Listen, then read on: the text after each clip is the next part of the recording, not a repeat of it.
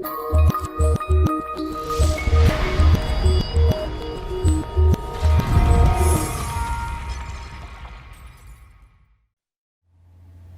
Gary here.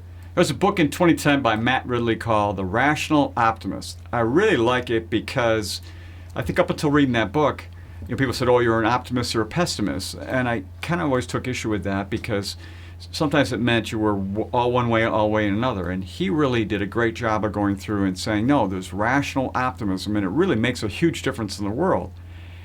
And the segue on this, which is really important, is about taking risk. Now, if you're a young person and you grew up and you saw 9/11, and then you saw troops go to Afghanistan and Iraq, and then you saw the Great Recession, and then it was a bunch of horrible events.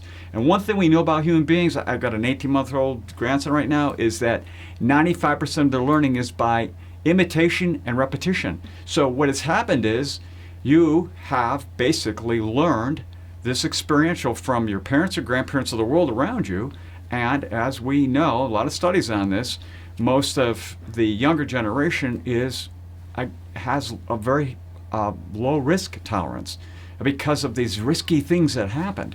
The point is, if you go to Matt Ridley, he says, be a rational optimist. So how do you get back to a medium level risk, if you want to look at it that way, or somewhere where it's reasonable? And there's really three things I would say for you to consider. And the first one is education.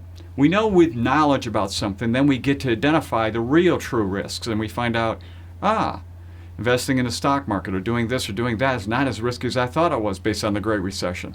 Or the world is in such a horrible place and everybody's being killed everywhere by every single terrorist every single day, like what happened off of 9/11. It looked that bad for a while.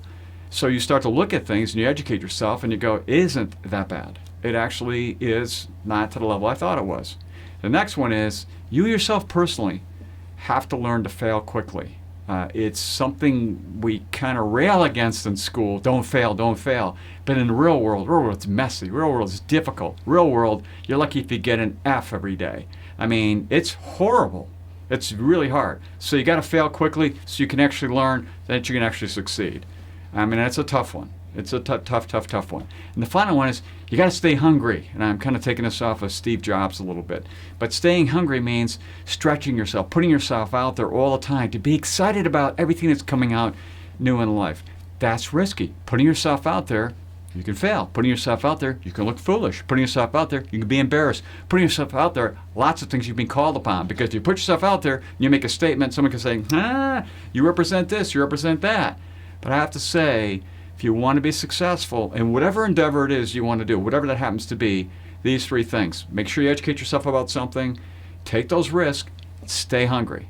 So until next time, enjoy.